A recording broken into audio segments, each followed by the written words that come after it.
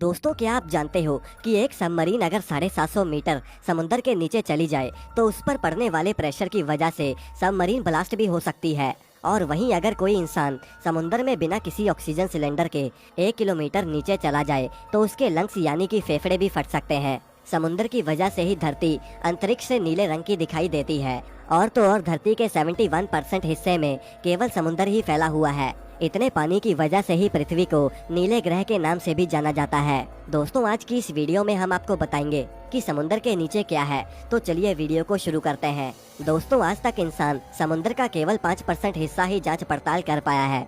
समुद्र के बाकी हिस्से में क्या है ये कोई नहीं जानता। प्रशांत महासागर के मैरियाना ट्रेंच में मौजूद चैलेंजर डीप को पृथ्वी की पहली सबसे गहरी ज्ञात जगह के लिए जाना जाता है। इस जगह की गहराई 11 किलोमीटर है और इस गहराई में तो सूरज की रोशनी भी नहीं पहुंच सकती और यहाँ पर बहुत ही घना अंधेरा रहता है। और वहाँ पे पानी का प्रेशर इतना तेज होता है कि इंसान तो दूर की बात है, वहाँ पर किसी मशीन का जाना भी बहुत मुश्किल होता है।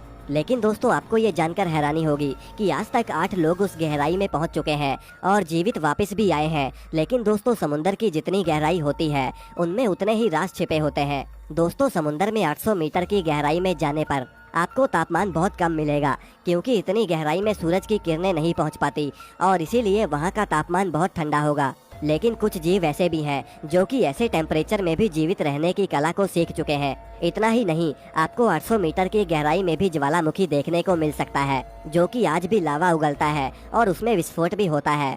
और इन्हीं ज्वालामुखी से पैदा होने वाली गर्मी पानी में रहने वाले जीवों को जिंदा रखने में मदद करती है। दोस्तों, चैलेंजर डीप इतनी गहरी है कि अगर दुनिया की सबसे ऊंची चोटी माउंट एवरेस्ट को चैलेंजर डीप में उल्टा डाल दिया जाए तो भी उसकी चोटी गहराई को छू नहीं पाएगी और मात्र 3 किलोमीटर अंदर जाकर ही रुक जाएगी। दोस्तों, समुद्र के नीचे क्या है ये जानने से पहले पृथ्वी की संरचना को समझना बहुत जरूरी है। दोस्तों, पृथ्वी की ऊपरी लेयर को क्रस्ट कहा जाता है, जहाँ पर पेड़ पौधे और पहाड़ नदियाँ होती हैं और इसके बाद मेटल की परत शुरू होती है। दोस्तों, असल में समुद्र के नीचे भी पानी ही पानी है, लेकिन ये पानी समुद्र से नहीं आता। धरती पर जीवन आरंभ होने से पहले मौसमी चक्कर की शुरुआत हुई, जिसके चलते धरती पर कई साल लगातार बरसात होती रही।